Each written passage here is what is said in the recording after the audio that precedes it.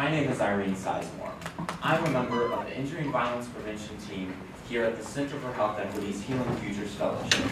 Today, I'm going to be talking to you about the injury of teenagers in car collisions. According to the Center for Disease Control and Prevention, every day, 7 teens die in car collisions. An additional 800 a day are hospitalized from collisions. 4 out of these 7 collisions are the result of distractions, whether this be other people in the car, music, or their phone going off. Why aren't we doing anything to prevent this?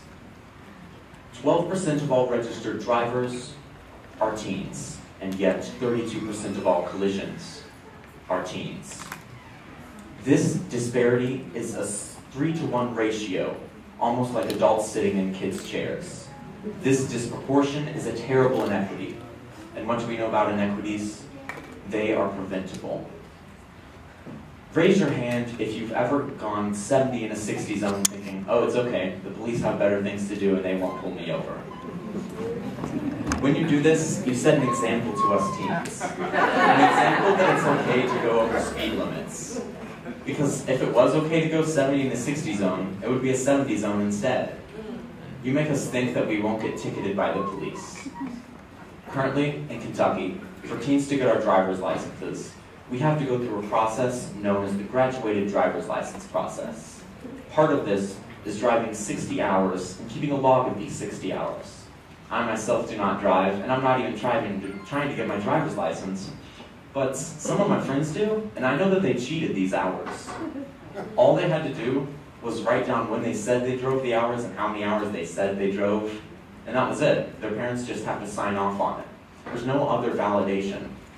When we have teens cheating their hours, they're not as experienced as they should be. And when we have inexperienced drivers, we have more collisions.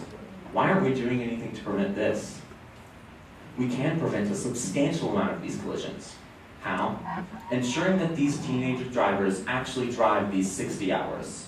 We propose a policy which would require striving teenage drivers to drive the full 60 hours at the Department of Motor Vehicles, or DMV. They would do so under the supervision of trained DMV employees, where they would also learn new things about driving and new techniques. In addition, this program will be funded by tax dollars. This program will also create new jobs, and that's an added benefit. As Kofi Annan said, we need to keep hope alive and strive to do better. We need to strive for safer drivers, because when we have safer drivers, we have safer streets, a better community. We need to strive for a better Louisville. Thank you. My name is Christian Holloway. My name is Sada Mariama. I'm Sarah Dela Cruz. I'm Irene Sizemore. Deontay Khan.